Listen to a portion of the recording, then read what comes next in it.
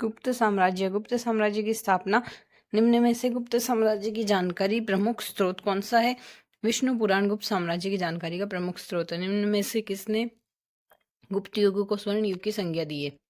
गुप्त युग को स्वर्ण युग के मुंशी द्वारा कहा गया है। गुप्त साम्राज्य 275 से 550 का उदय तीसरी शताब्दी में हुआ। विष्णु पुराण, वायु पुराण, भागवत पुराण के अनुसार आरंभिक गुप्त राज्य में मगध, उत्तर पश्चिम बंगाल तक गंगा नदी के तटीय क्षेत्र शामिल थे। गुप्त साम्राज्य की स्थापना कब हुई? 275 ईस्वी में गुप्त साम्राज्य की स्थापना श्रीगुप्त द्वारा की गई। प्रभावती गुप्त के पूना ताम्रपत्र अभिलेख में श्रीगुप्त का उल्लेख गुप्त वंश के आदिराज के रूप में किया जाता है। श्रीगुप्त ने महाराज की उपाधि धारण की। प्रभावती गुप्त चंद्रगुप्त द्वितीय 375 से 415 ईस्वी की पुत्री थी। इनका विवाह ढक्कन के वाकाटक राजवंश में हुआ। प्रभावती गुप्ता ने पूना व रिद्धपुर ताम्रपत्र अभिलेख में किसे गुप्त वंश का प्रथम शासक बताया है? घटोत्कच को प्रथम शासक बताया। लगभग 280 ईस्वी से श्रीगुप्त ने घटोत्कच को अपना उत्तराधिकारी बनाया। भगवती गुप्ता ने पूना व रिद्धपुर ताम्रपत्र अभिलेख में घटोत्कच का गुप्त वंश का प्रथम राजा बताया है।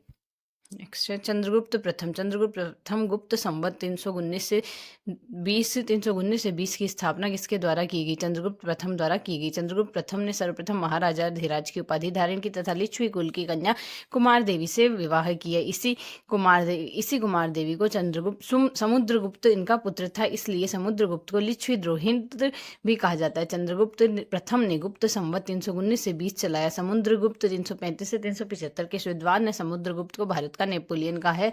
बी स्मिथ ने समुद्रगुप्त को भारत का नेपोलियन कहा है। कौन सा गुप्त शासक कविराज के नाम से भी जाना जाता है? समुद्रगुप्त कविराज के नाम से जाना जाता है। समुद्रगुप्त कविराज के नाम से जाना जाता है और यह वीणा बजाने में निपुण था। उसके कुछ सिक्कों पर उसे वीणा बजाते हुए दिखाया गया है। यह सबसे शक्तिशाली गुप्त सम्राट था। समुद्रगुप्त के कुछ सिक्कों पर अश्वमेध पराक्रम लिखा हुआ मिलता है, जो कि उसके द्वारा अश्वमेध यज्ञ करने का सूचक है। समुद्रगुप्त एक शक्तिशाली नौसेना के पास शक्तिशाली नौसेना थी। उल्लेखनीय है कि गुप्त शासक विष्णु के उपासक थे। विष्णु के समुद्रगुप्त द्वारा पराजित राज्यों की प्रतिनीति को बताने वाले कौन सा समूह है? सुमिलित नहीं है। तो कौन सा सुमिलित है? आर्यव्रत यहाँ से नीति बताता है। राजप्रश भोद्रण दक्षिणापथ ग्रहण माक्षानुग्रह और आठविक में आएगा परिचारीकृत। और गणराज्य यहाँ से सुमिलित नहीं है। आत्मनिवेदन कन्या पायान की नीति विदेशी राज्यों के प्रति अपनाई गई थी। उत्तर पूर्व से 9 गणतंत्र राज्यों के साथ समुद्रगुप्त ने सर्वकार दान यज्ञ प्रणामगम नीति का अनुसरण किया। दक्षिणापथ में कितने राज्यों को समुद्रगुप्त ने परास्त किया है? 12 राज्यों को परास्त किया है समुद्रगुप्त ने दक्षिणापथ में 12 तथा आर्यव्रत के द्वितीय युद्ध में 9 राज्यों को परास्त किया। आर्यव्रत के 9 राज्यों में रुद्रदेव, मातिल, नागदत्त, चंद्रवर्मन, गणपति, नागसेन, अच्युत, नदी व बलवर्मा को पराजित किया है, जिन्हें राजप्रश भोद्रण की नीति के तहत साम्राज्य में मिला दिया। समुद्रगुप्त ने दक्षिण के 12 राज्यों कौशल, महाकालंतर, कोरल, कोट्टुर, पिस्टुर, एरनपल्ली, कांची, अवमुक्त, वेगी, पल्लक, देवराष्ट्र, कुस्थलपुर आदि को पराजित किया है। इनके साथ उनके ग्रहण मोक्षानुग्रह की नीति को अपनाया। समुद्रगुप्त के समय बोधगया में बौद्ध मंदिर बनाने की अनुमति प्राप्त करने वाला मेघवर्मन कहाँ का राजा था? शासक था श्रीलंका का। प्रयाग प्रशस्ति के रचनाकार कौन थे? हरिसेन थे। प्रयाग प्रशस्ति समुद्रगुप्त की विजयों पर प्रकाश डालती है। इनकी रचना समुद्रगुप्त के दरबारी कवि हरिसेन ने संस्कृत भाषा में की। हरिसेन समुद्रगुप्त का महासंधि विग्रह के साथ साथ कुमार मात्य व संधि विग्रहक भी था। प्रयाग प्रशस्ति जिस स्तंभ पर उत्कीर्ण है उस पर अशोक मौर्य व मुगल शासक जहांगीर के लेख भी उत्कीर्ण किए गए हैं। इनकी भाषा संस्कृत लिपि ब्राह्मी व शैली चंपू है।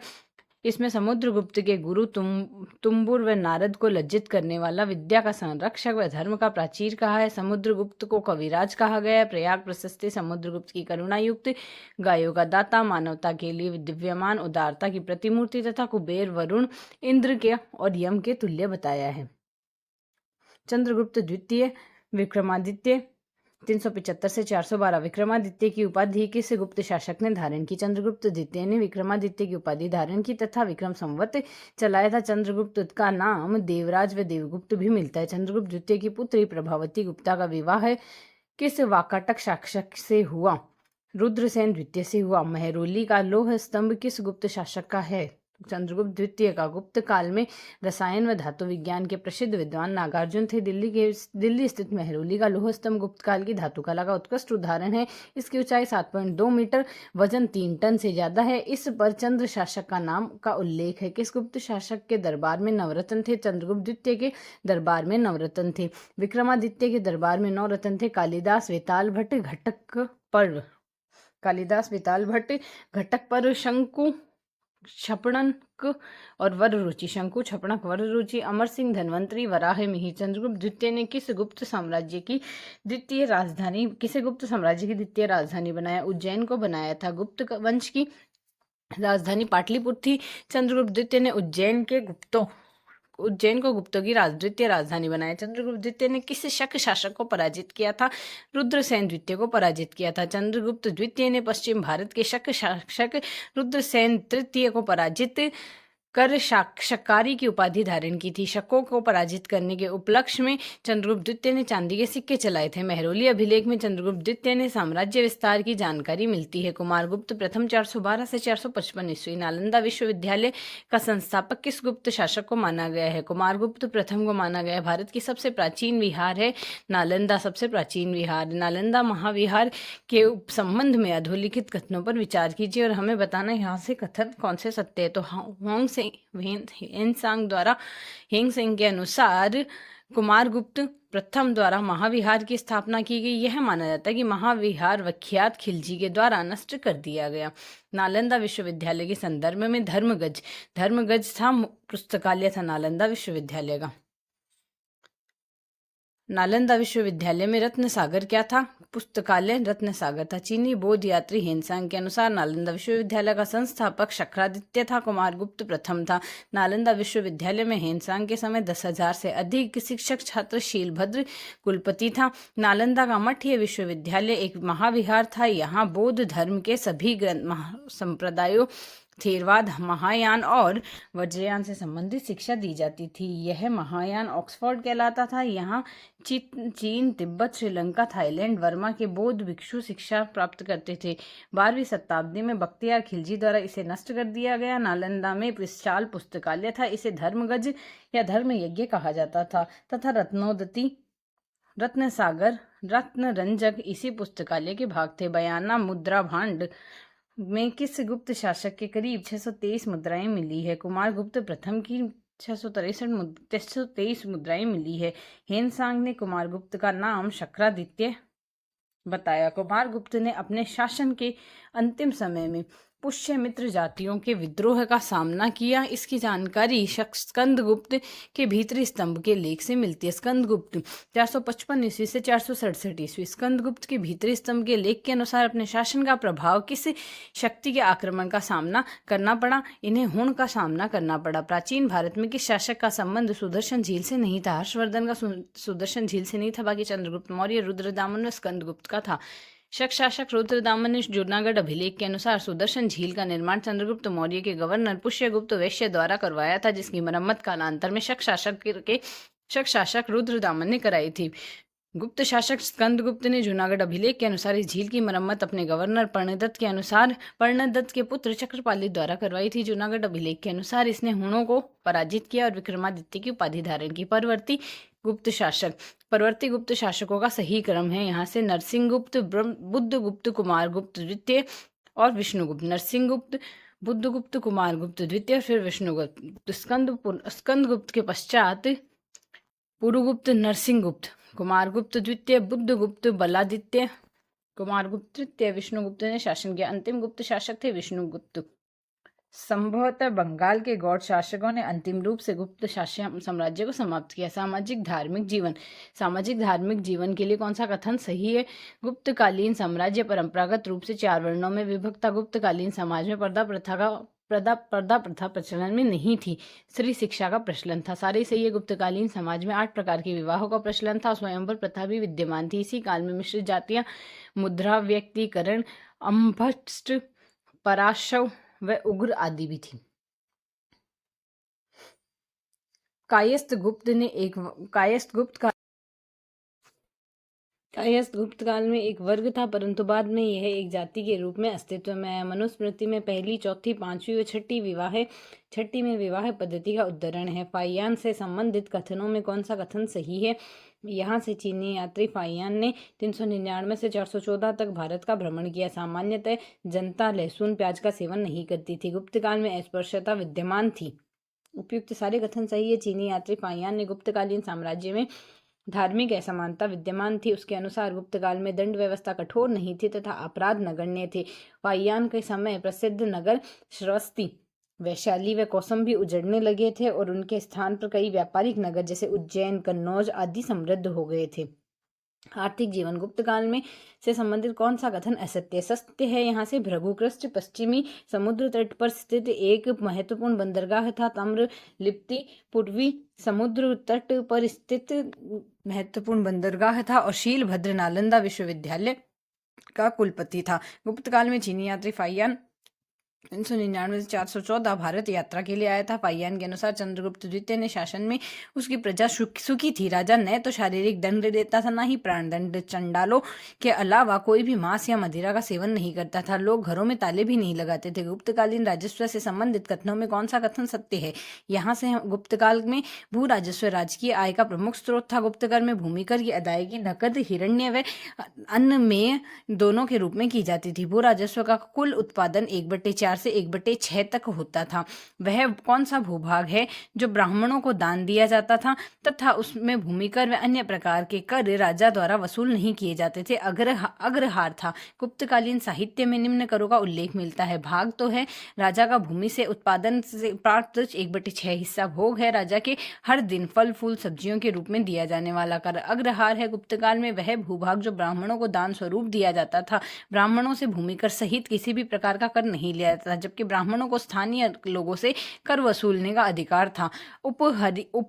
उपरी कर व उद्रग यह एक प्रकार का भूमि कर था। गुप्तकालीन विदेशी व्यापार से संबंधित कथनों में कौन सा कथन सही है? सही कथन है हमारे पास यहाँ से चीन का रेशम जो चीना शुंक के नाम से प्रसिद्ध था, भारत के बाजारों में अत्यधिक लोकप्रिय था। भृगु कच्छ भद्रोच प्रसिद्ध समुद्र तट पर स्थित एक प्रसिद्ध बंदरगाह था। ताम्रलिप्ति पूर्वी भारत में होने वाला सामुद्रिक व्यापार का सबसे बड़ा केंद्र था। गुप्त काल में पूर्वी भारत में होने वाले सामुद्रिक व्यापार का सबसे बड़ा केंद्र था ताम्रलिप्ति। गुप्त काल में कौन सी वस्तु भारत में निर्यात नहीं होती थी? स्वर्ण वस्तु। रघुवंश और दश कुमार चरित्र में ताम्रलिप्ति में होने वाला सामुद्रिक व्यापार में उल्लेख है। भारत में चीन से रेशम, इथोपिया से हाथीदांत, अरब ईरान से और बैक्ट्रिया से घोड़ों का आयात होता था। पूर्वी तट में प्रमुख बंदरगाह थे घंटशाला, कंदूरा, गंगा के मुहाने। ताम्रलिप्ति पूर्वी तट का सबसे बड़ा बंदरगाह है। भारत में निर्यात होने वाली वस्तुओं में मसाले, मोती, वस्त्र, नील आदि प्रमुख थे। गुप्तकालीन श्रेणी में संगठन से संबंधित कथनों में कौन सा कथन सही है? शिल्पी, उद्यमी व व्यापारी संगठित थे। उन्होंने अपने अपने संघ बना रखे थे। इन संघों को श्रेणी का अथवा निगम कहा जाता था। इनके अपने नियम व कोष थे। निम्न में से कौन सा कथन प्राचीन भारत का श्रेणी व्यापार के बारे में असत्य है? असत्य है। यहाँ से सत्य श्रेणी व्यापारियों और कारीगरों का संगठन थी। उत्पादित वस्तुओं की गुणवत्ता और कीमत संबंधी श्रेणी द्वारा निर्धारित की जाती थी। श्रेणी अपने सदस्यों के आचरण पर नियंत्रण रखा करती थी। गुप्त काल में व्यापारियों की श्रेणियों में आधुनिक बैंकों की तरह काम करती थी।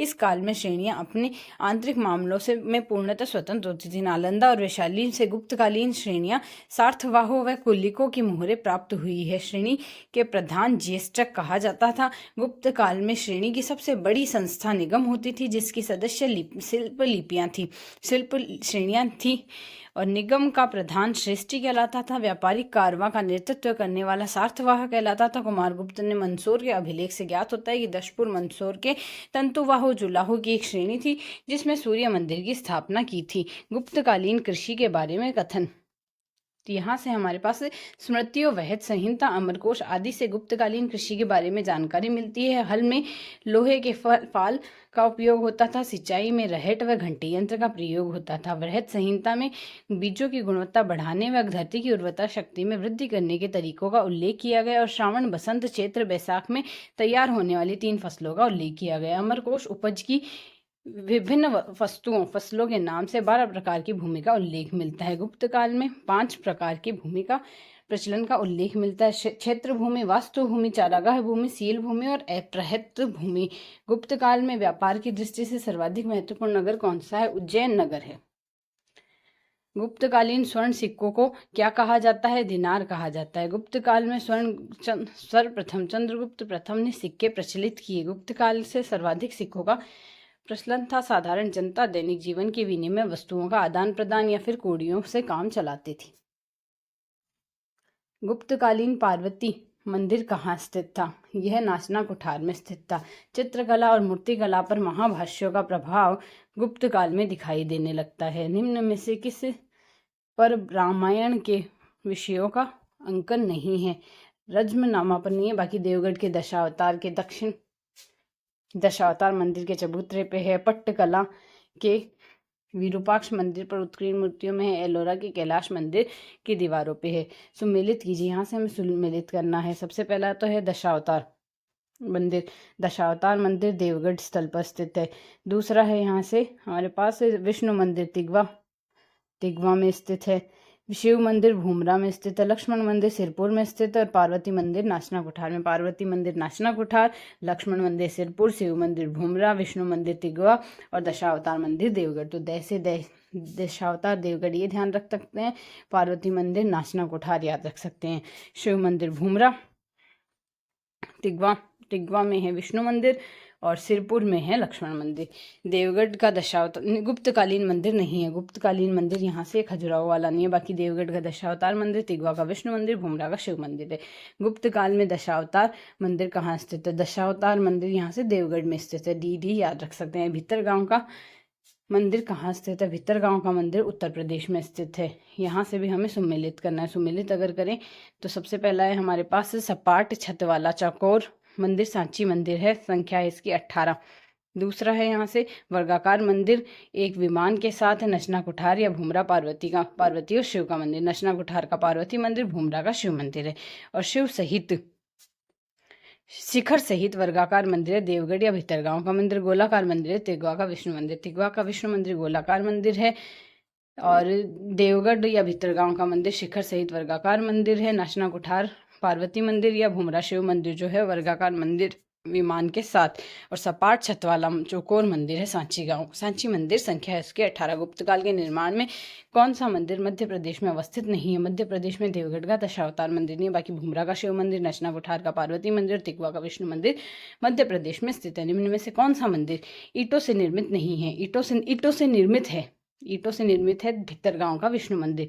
गुप्त काल में सर्वप्रथम मंदिर निर्माण जब आरंभ हुआ इस काल में मंदिर नागर शैली में बने थे। सबसे पहले मंदिर नागर शैली में बने थे। इस प्रमुख मंदिर इस प्रकार है।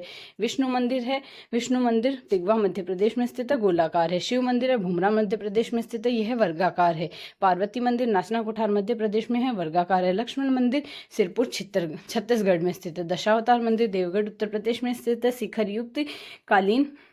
युक्त गुप्तकालीन श्रेष्ठ मंदिर है। लक्ष्मण मंदिर भीतरगांव उत्तर प्रदेश में स्थित है, ईंटों से निर्मित है। पहाड़पुर का राजशाही मंदिर बांग्लादेश में स्थित है। मुकुंदरा मंदिर कोटा राजस्थान में स्थित है और गोप मंदिर गुजरात में स्थित है। गुप्तकालीन मूर्तिकला से संबंधित कौन सा कथन सत्य है? मथुरा, सारनाथ, पाटलिपुत्र मूर्तिकला के प्रमुख केंद्र थे। मूर्तियां धातु, पत्थर और मिट्टी से बनाई जाती थी। शिव के अर्धनारीश्वर रूप की रचना इसी समय की गई थी। सारी से ये मुंडित सिर वाली गुप्तकालीन बुद्ध मूर्ति प्राप्त हुई है मानकुंवर प्रयागराज से। निम्न में से कौन सी गुप्तकालीन पाषाण प्रतिमा नहीं है? गुप्तकालीन पाषाण प्रतिमा सुल्तानगंज बुद्ध की नहीं है। गुप्तकालीन महिषासुर मर्दिनी की मूर्ति कहाँ से प्राप्त हुई है? उदयगिरी से महिषासुर मर्दिनी की मूर्ति प्राप्त हुई है। मूर्तिकला की विशेषता परिधानों की महत्ता थी, अलंकृत प्रभामंडल थी, विशेष केश सज्जा थी, मुद्रा आसन थे, आध्यात्मिकता थी, सरलता व भारतीयकरण था। गुप्तकालीन मूर्तिकला के उदाहरण हैं यहाँ से बुद्ध की मूर्ति सुल्तानगंज से प्राप्त हुई, महावीर की मूर्ति मथुरा से प्राप्त हुई। विष्णु की मूर्ति देवगढ़ व मथुरा से प्राप्त हुई। वराह मूर्ति एरण व उदयगिरी से प्राप्त हुई। 80 फुट ऊंची तांबे की बुद्ध मूर्ति नालंदा से प्राप्त हुई। लोह स्तंभ दिल्ली से प्राप्त हुआ। भूमि स्पर्श मुद्रा बोधगंगा से प्राप्त हुई।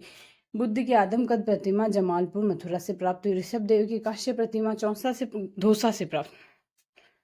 धौसा से प्राप्त हुई। हरिहर विदिशा से प्राप्त हुई। ब्रह्म की चतुर्मुखी काश्य मूर्ति मीरपुर से प्राप्त हुई।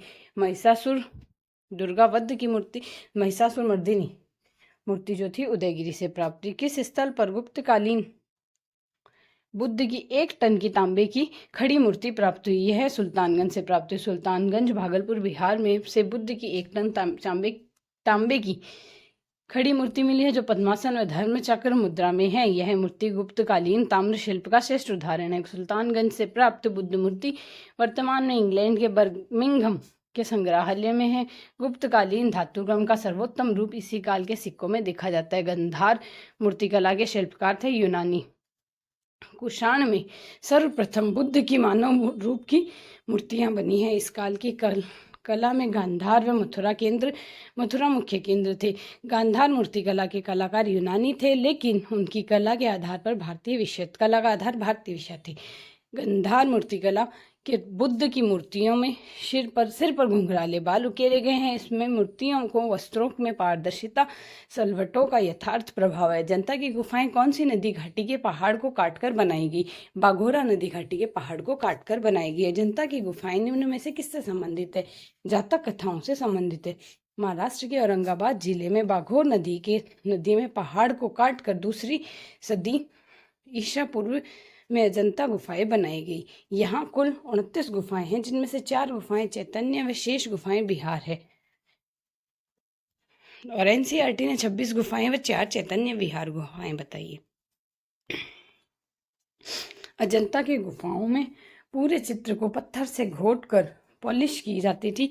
इस विधि को फ्रेस्को भित्ति चित्र कहा जाता था। अजंता की गुफाओं में बौद्ध धर्म की जातक कथा, महापरिनिर्वाण, मरणासन, राजकुमारी के चित्र प्राप्त होते थे। अजंता की किस गुफा को चित्रशाला कहा गया? 17वीं गुफा को कहा गया। भारत की कला व संस्कृति के इतिहास के संबंध में कौन सा सही सुमेलित है, यह बताना है। तो इसमें हमारे पास एक तो यह इसमें सही सुमेलित है। एक तो यह बुद्ध का महान परिनिर्वाण की एक भव्य प्रतिमा, जिसके ऊपर की ओर अनेकों देवी संगीतज्ञ एवं नीचे की ओर उनके दुखी अनुयायी दर्शाते हैं, अजंता में दर्शाया गया है।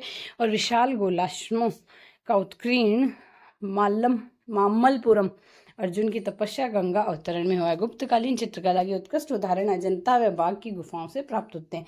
अजंता की गुफा 16 में उत्कीर्ण मरणासन राजकुमारी का चित्र, गुफा 17 में उत्कीर्ण माता व शिशु का चित्र सर्वोत्कृष्ट माने जाते हैं। गुफा 17 को चित्रशाला भी कहा गया है। उल्लेखनीय अजंता के चित्रों का विषय धार्मिक तथा बाघ के चित्रों का विषय सांसारिक है।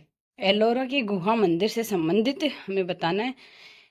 एलोरा की गुहा मंदिर से संबंधित है। हिंदू धर्म से, जैन धर्म से और बौद्ध धर्म से, तीनों से संबंधित है। ऐतिहासिक एलोरा गुफाएं इसके समीप स्थित है, औरंगाबाद के समीप स्थित है। एलोरा की गुफाएं महाराष्ट्र के औरंगाबाद जिले में स्थित है। इनकी कुल संख्या 34 है। ये गुफाएं जैन, बौद्ध व ब्राह्मण धर्म से संबंधित है। ये गुफाएं विशेष रूप से बौद्ध व ब्राह्मण धर्म के मध्य अंतर को दर्शाती है। प्राचीन भारत में गुप्त काल से संबंधित गुफा चित्रांकन के केवल 2 उदाहरण उपलब्ध हैं। इनमें से एक तो अजंता की गुफाओं में किया गया चित्रांकन है। गुप्त काल के चित्रांकन का दूसरा अवशिष्ट किस स्थान पर उपलब्ध है? बाघ की गुफाओं में उपलब्ध है। बाघ की गुफाएं मध्य प्रदेश के ग्वालियर में स्थित है। यहाँ से 9 गुफाएं मिली है। यहाँ से प्राप्त भित्ति चित्र लौकिक जीवन से संबंधित है। गुफा संख्या 4 को रंगशाला कहा गया है। गुप्तकालीन मंदिर किस शैली में निर्मित है? नागर शैली में निर्मित है। निम्न कथनों के अध्ययन पर नीचे दिए गए विकल्पों में सही को चुनिए। तो यहाँ से अगर सही देखें तो हमारे पास सही है। कुछ गुप्त शासक भगवान शिव के उपासक थे।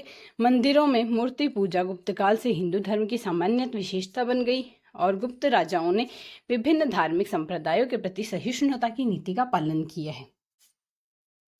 और निम्नलिखित ऐतिहासिक स्थलों पर विचार कीजिए और बताइए चित्रकला के लिए भित्ति चित्रकला के लिए किसे जाना जाता है? अजंता की गुफाओं, सांची स्तूप और लेपाक्षी मंदिर, तीनों को यहाँ से भित्ति चित्रकला के रूप में जाना जाता है। पश्चिमी भारत में प्राचीन शैलकृत गुफाएं कहाँ स्थित है? नासिक, एलोरा व अजंता में शैलकृत गुफाएं स्थित है। भारत में सांस्कृतिक इतिहास के संदर्भ में पंचायतन शब्द किसे निर्दिष्ट करता है? मंदिर रचना शैली में पंचायतन निर्दिष्ट किया गया है। गुप्तकालीन मंदिरों में वास्तु के विकास के साथ साथ शास्त्रीय नियमों का निर्धारण हुआ है। गुप्तकालीन मंदिर नागर शैली का उदाहरण प्रस्तुत करते हैं। नागर शैली की प्रमुख विशेषताएं: शिखर युक्त मंदिर बनने लगे, वर्गाकार चबूतरे का निर्माण किया गया, आधारशिला, गर्भगृह, सभा मंडप, शिखर मुख्य प्रमुख थे। पंचायतन शैली, वल्लभ शैली इसकी उपशैलियां थी। गुप्त मंदिरों में के द्वार पर गंगा यमुना की मूर्तियों का अलंकरण किया गया। यह मंदिर ईंटों तथा पत्थरों से निर्मित है। गुप्त काल में भागवत धर्म सबसे लोकप्रिय धर्म था। गुप्त काल का दूसरा लोकप्रिय धर्म शैव धर्म था। चंद्रगुप्त द्वितीय के काल में मथुरा शैव धर्म का प्रमुख केंद्र था। गुप्त काल शासकों ने वैष्णव व शैव धर्मावलंबी होने के साथ साथ अन्य धर्मों जैन बौद्ध के प्रति सहिष्णु नीति अपनाई। पहले में शासक है, दूसरे में अभिलेख। हमें मैच करना है इसमें।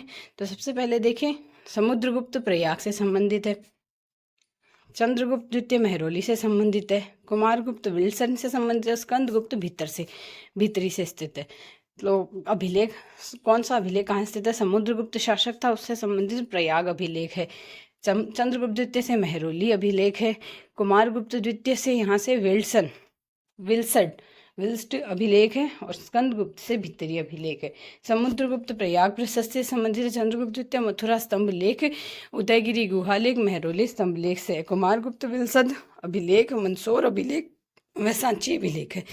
स्कंदगुप्त से है जूनागढ़ अभिलेख, भीतरी गांव अभिलेख व गढ़वा अभिलेख है। भारतीय साहित्य व विज्ञान, गुप्तकालीन ग्रंथों का सबसे कौन सा युग में असुमेलित? सही सुमेलित होगा यहाँ से। मृच्छकटिकम शूद्रक से, मुद्रा राक्षस विशाखदत्त से, अभिज्ञान शाकुंतलम कालिदास से संबंधित है। भारतीय प्राचीन भारत का ग्रंथ जिसका 15 भारतीय 40 देश विदेशी भाषाओं में अनुवाद हुआ है वह है पंचतंत्र। पंचतंत्र के लेखक कौन है? पंचतंत्र के लेखक विष्णु शर्मा है। पुस्तक लेखक सुमेलित करना है यहाँ से। तो अमरकोश लिखी हुई है अमर सिंह की, अमरकोश अमर सिंह से लिखी हुई है। कवि काव्य मीमांसा राजशेखर की लिखी हुई है। वृहत कथा लिखी हुई है गुणाढ्य की, और स्वप्न वासवदनम लिखी हुई भास की लिखी हुई है। तो यहाँ से अमरकोश अमर सिंह की, काव्य मीमांसा राजशेखर की, वृहत कथा गुणाढ्य की और भीम की, स्वप्न वासवदम भीम की लिखी हुई है। निम्न में से कौन सा ग्रंथ गुप्त काल में रचा गया है? अमरकोश गुप्त काल में रचा गया। कौन सा नाटक? भास्कृत। वो भास्कृत नहीं है, भास्कृत हमने अभी देखा था। ये कौन सा नाटक था? स्वप्न वासवदम, भास द्वारा लिखा हुआ है। इसके अलावा और कौन कौन से लिखे हैं? भास्कृत नहीं है। पंचरात्र है, कर्णभरम है, अविकारम है, अविमारकम है, अविमारकम। पंचरात्र, कर्णभरम और अविमारकम यहाँ से भास्कृत है। किरातार्जुनीय भारवी की लिखी हुआ, भारवी का लिखा हुआ है। यहाँ से भारवी का लिखा हुआ किरातार्जुनीयम है, एक ये आएगा। उसके अलावा यहाँ से आएगा भास का लिखा हुआ है मध्यम व्यायोग, मध्यम व्यायोग भास का लिखा हुआ है। भट्टी का लिखा हुआ है रावणवध, और काव्य अलंकार भामय का लिखा हुआ है। सूची 1 को सूची 2 से मिलान करना है सेम। यहाँ से किरातार्जुनीय भारवी का लिखा हुआ, विष्णु शर्मा का पंचतंत्र लिखा हुआ है यहाँ से, और हमारे पास है शूद्रक लिखा हुआ है मृच्छकटिकम का, शूद्रक का लिखा हुआ मृच्छकटिकम, और देवी दत्त गुप्तम विशाख दत्त का लिखा हुआ है। शूद्रक द्वारा लिखी गई प्राचीन पुस्तक मृच्छकटिकम का विषय था। मृच्छकटिकम का विषय था एक धनी व्यापारी, एक गणिका की पुत्री की प्रेम कथा। अष्टाध्यायी का लेखक, अष्टाध्यायी के लेखक पाणिनि है। और यहाँ से अगर चंद्र व्याकरण चंद्रगोमिन का लिखा हुआ है। पंचतंत्र विष्णु शर्मा का, संख्या कारिका ईश्वर कृष्ण का, प्रसाद समुच्चय दिग्नाग का, गौड़वाहो वाकपति राज का, सेतुबंध प्रवर सेन का, मेघदूत कालिदास का, अष्टाध्यायी पाणिनि का, हितोदेश नारायण का, और रावणवध भट्टी का, किरातार्जुनीय भारवी का, और काव्य अलंकार भामय का लिखा हुआ है। गुप्त काल में राजकार्य की भाषा संस्कृत थी। शूद्रकृत मत्स्यकटिकम के नायक चारुदत्त को ब्राह्मण वणिक बताया गया। यह संस्कृत भाषा में लिखा गया है। कोतलेश्वर दैत्य को रचयिता क्षेमेंद्र ने कालिदास को माना है। पंचतंत्र का 50 से अधिक भाषाओं में अनुवाद हुआ है। गुप्तकालीन विज्ञान से संबंधित कौन सा कथन असत्य है? आर्यभट्ट के अनुसार पृथ्वी अपनी धुरी पर घूमती है, सूर्य की परिक्रमा करती है। वराह मिहिर की पंच सिद्धांतिका, लघु जातक, बृहद जातक, बृहद संहिता नामक ग्रंथों की रचना हुई है। कनाद ने वैशेषिक दर्शन का व अणु सिद्धांत का प्रतिपादन किया। रसायन व धातु विज्ञान के विद्वान नागार्जुन थे, जिन्होंने पारे की खोज की थी। ब्रह्मगुप्त एक खगोल शास्त्री थे, जिन्होंने गुरुत्वाकर्षण का सिद्धांत प्रतिपादित किया था। वराह मिहिर द्वारा रोमक व पॉलिश का सिद्धांत दिया गया था। गुप्तकालीन वैज्ञानिक साहित्य से संबंधित कौन सा युग्म असुमेलित है? ब्रह्म स्फुट सिद्धांत ब्रह्मगुप्त का दिया, अष्टांग हृदय सिद्धांत वाग्भट का, और हस्तायुर्वेद पाला कप्य का, और दश गीतिका पाद की रचना आर्यभट्ट द्वारा की गई थी। गुप्तकालीन किस स्मृति ग्रंथ के अनुसार कानून के 4 अंग बताए गए? कात्यायन स्मृति के अनुसार। कात्यायन स्मृति में कानून के 4 अंग बताए गए। धर्म, व्यवहार, चरित्र और राज्य शासन बताए गए। बृहस्पति स्मृति में कानून के दीवानी व फौजदारी दोनों पक्षों का विवेचन किया गया है। याज्ञवल्क्य स्मृति में व्यवहारिक दृष्टि से उपयोगी है। इसमें धर्म, वर्ण, आश्रम, विधि, समाज, प्रायश्चित, समाजशास्त्र आदि पक्षों का उल्लेख मिलता है। महाभारत की रचना महर्षि वेदव्यास ने की। महाभारत में कुरु परिवार कौरव व पांडव के बीच लड़े गए युद्ध का से संबंधित है। महाभारत में ही कुरुक्षेत्र के युद्ध मैदान में श्री कृष्ण द्वारा अर्जुन को दिए गए उपदेश भगवत गीता में संग्रहित है। रामायण महाकाव्य की रचना महर्षि वाल्मीकि द्वारा की गई।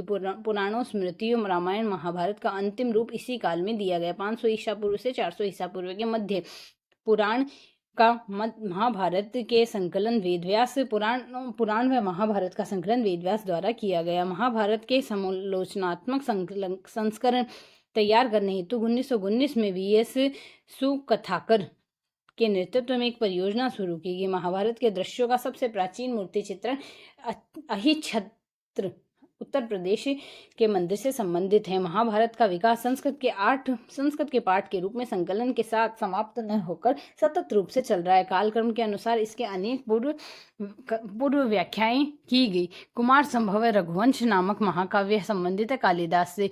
निम्न में से कौन सी पुस्तक की रचना कालिदास ने नहीं की? कालिदास ने अभिज्ञान शाकुंतलम, रघुवंश और मालविका अग्निमित्र की है। निम्न कौन से नाटक में गुप्त काल में एक गरीब मछुआरे के साथ राजकर्मियों के दुर्व्यवहार की बात की गई है? अभिज्ञान शाकुंतलम में की गई है।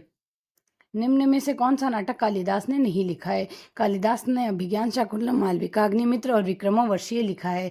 कौन सी रचना कालिदास की नहीं है? ऋतु संहार है, रघुवंश और मेघदूत है। संस्कृत ग्रंथों में से कौन सा एक नाटक है? मालविका अग्निमित्र एक नाटक है। और कौन सी रचना कालिदास की नहीं है? मेघदूत, रघुवंश और कुमार संभव है कालिदास की। प्राचीन भारत में 3 भाषाएं मुख्यतः प्रचलित थी, संस्कृत, प्राकृत व पाली लिपि। पाली भाषा। संस्कृत साहित्य में वेद, वेदांग, उपनिषद, स्मृति सूत्र साहित्य प्रमुख है। विशाख दत्त का मुद्रा राक्षस भाषा भाष का स्वप्न वासवदत्ता, कौटिल्य का अर्थशास्त्र, भर्तृहरि का वाक्यद्वीप, श्रृंगार शतक व नीति शतक आदि संस्कृत साहित्य की अनुपम रचनाएं। अभिज्ञान शाकुंतलम नाटक दुष्यंत नामक राजा व शकुंतला नामक युवती की प्रेम कहानी है। इसमें गरीब मछुआरे के साथ राजा के अधिकारियों द्वारा दुर्व्यवहार का उल्लेख मिलता है। महाकाव्य कुमार संभव लिखा हुआ खंड काव्य है, इसका मेघदूतम और नाटक है। अगर महाकाव्य देखिए कुमार संभव और रघुवंश है। गुप्तकालीन संस्कृत में महाकवि कालिदास की प्रमुख रचनाएं हैं। महाकाव्य तो कुमार संभव और रघुवंश है। खंड काव्य है मेघदूत और ऋतु संहार। नाटक है विक्रमोर्वशीय, मालविका अग्निमित्र और अभिज्ञान शाकुंतलम। पाई का यथार्थ मान किसने दिया? आर्यभट्ट द्वारा पाई का यथार्थ मान दिया गया। शून्य का आविष्कार आर्यभट्ट द्वारा किसी अज्ञात भारतीय ने किया। शून्य का आविष्कार अज्ञात भारतीय ने किया, यह आर्यभट्ट द्वारा किया गया है। आर्यभट्ट के विषय में दिए गए निम्न कथनों में से सही कथन है। सही कथन अगर देखें तो पहला है भारत, यह भारत का खगोल शास्त्र, पहला खगोल शास्त्री था जिसने ग्रहण की वैज्ञानिक व्याख्या की। पृथ्वी अपनी धुरी पर घूमती है, यह खोजने वाला भी यह पहले व्यक्ति थे और उसने 1 वर्ष की अवधि में का अत्यंत सटीक आंकलन किया। पाई के मान का भी बहुत सही मान निकाला। पाई के मान का परिकलन करने वाला प्राचीन भारतीय विद्वान आर्यभट्ट था। लीलावती प्राचीन भारत का वृहद वृत्तांत है। किसके से संबंधित है? गणित से संबंधित है लीलावती। निम्न में से किसका प्राचीन भारत में आयुर्वेद शास्त्र से संबंधित नहीं है? भास्कराचार्य आयुर्वेद शास्त्र से संबंधित नहीं, बाकी धन्वंतरी, चरक और सुश्रुत है। पाई का 4 दशमलव स्थान तक यथार्थ मान आर्यभट्ट ने ज्ञात किया। सबसे आर्यभट्ट ने अपनी पुस्तक आर्यभट्टीय में बताया कि पृथ्वी गोल है, पृथ्वी अपनी धुरी पर घूमती है। सूर्य ग्रहण व चंद्र ग्रहण के कारणों की सर्वप्रथम आर्यभट्ट ने ही कारण प्रस्तुत किया। गणित के क्षेत्र में दशमलव व शून्य की खोज भारत में 5वीं शताब्दी में आर्यभट्ट ने शून्य का प्रयोग किया। भास्कराचार्य ने लीलावती व सिद्धांत शिरोमणि नामक ग्रंथों की रचना की। बोधायन ने पाइथागोरस प्रमेय का प्रतिपादन किया। गुरुत्वाकर्षण सिद्धांत का प्रतिपादन ब्रह्मगुप्त द्वारा किया गया। रस चिकित्सा प्रणाली का आविष्कार किसने किया? नागार्जुन ने किया। निम्न में से कौन सी गुप्त काल में आयुर्विज्ञान विषयक की रचना किसे कही गई? सुश्रुत ने करी है। नागार्जुन ने रस चिकित्सा प्रणाली का आविष्कार किया। आयुर्वेद विश्व की सबसे प्राचीन चिकित्सा पद्धति है जो भारत की देन है। धन्वंतरी को आयुर्वेद का जनक माना जाता है। सुश्रुत विश्व का प्रथम सर्जन शल्य चिकित्सक माना जाता है। सुश्रुत ने सुश्रुत संहिता की रचना की। सुश्रुत महान ऋषि विश्वामित्र का वंशज था। गुप्त काल में हाथियों की चिकित्सा से संबंधित ग्रंथ हस्तायुर्वेद की रचना किसने की थी? पाल काप्य ने की थी। वराह मिहिर की वृहत संहिता की रचना हुई है 6ठी शताब्दी में, सुमिलित नहीं है। यहाँ से आर्यभट्ट का आर्यभट्टियम वराह मिहिर की वृहत संहिता भास्कर की सिद्धांत शिरोमणि है। कौन सा युग में सुमिलित नहीं है? यहाँ से सुमिलित है हमारे पास विशाख दत्त देवी चंद्रगुप्तम का है, पालक काव्य हस्तायुर्वेद का है, वराह मिहिर पंच सिद्धांत का है। निम्न में कौन सा ग्रंथ वराह मिहिर रचित नहीं है? पंच सिद्धांति का है, वृहत विहार विवाह पटल है और वृहद जातक है। पाल काप्य ने हस्तायुर्वेद नामक ग्रंथ लिखा है। आर्यभट्ट दशगीति सूत्र आर्याष्ट शतक की रचना की। ब्रह्मगुप्त गणित, ज्योतिष, खगोल शास्त्र पर ब्रह्मस्फुट सिद्धांत खंड, खाद्यक आदि ग्रंथ लिखे हैं। धन्वंतरी इसे एक प्रसिद्ध आयुर्वेद चिकित्सक थे। इन्होंने नवनीतिकम नामक आयुर्वेद का ग्रंथ लिखा। वराह मिहिर भारतीय, यूनानी व ज्योतिष का समन्वय कर रोमक व पॉलिश का सिद्धांत प्रतिपादन किया। वराह मिहिर पंच सिद्धांत, वृहत सिद्धांत संहिता व वृहत जातक व लघु जातक आदि ग्रंथ थे। वाग्भट अष्टांग हृदय आयुर्वेद ग्रंथ है। भास्कर प्रथम भाष्य व आर्यभट्ट के ग्रंथों का टीका है। सुश्रुत संहिता शल्य चिकित्सा की विधियां लिखी गई। किस गुप्तकालीन कृति में गोपालन वैश्य का पेशा बताया गया है? नीतिसार में बताया गया। नीतिसार की रचना कामंदक ने की थी।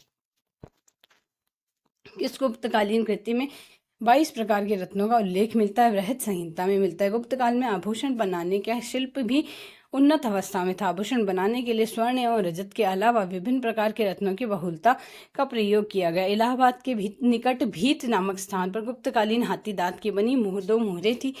ये गुप्तों के पतन का मूल कारण था केंद्रीय शक्ति का दुर्बल होना। गुप्तों के पतन का मूल कारण था। डॉक्टर हेमचंद्र राय चौधरी ने गुप्त सम्राटों का बौद्ध धर्म की ओर झुकाव को भी इसके पतन के कारण बताया। भारत में अपने इतिहास में अपनी जीवन शक्ति को विभिन्न क्षेत्रों में इतना पल्लवित होते हुए कभी नहीं देखा जितना गुप्त काल में विकास देखा होगा। यह कथन है श्री अरविंद का।